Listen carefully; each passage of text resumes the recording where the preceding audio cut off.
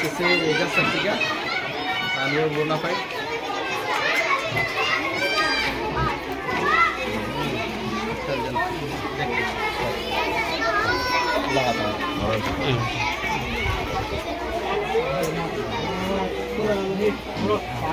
पानी दोनों का तैयार होता है। बाबा जैसे जमीन में से निकाला था कहीं ऐसा होते ऐसा कम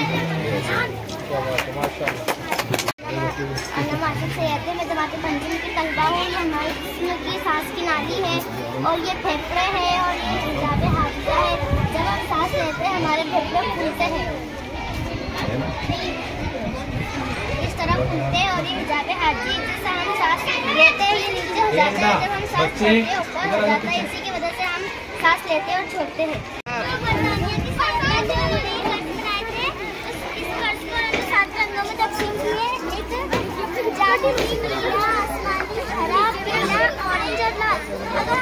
थोड़ा सा अब तो 7 रंगों के बजाय सिर्फ एक ही रंग नजर आएगा।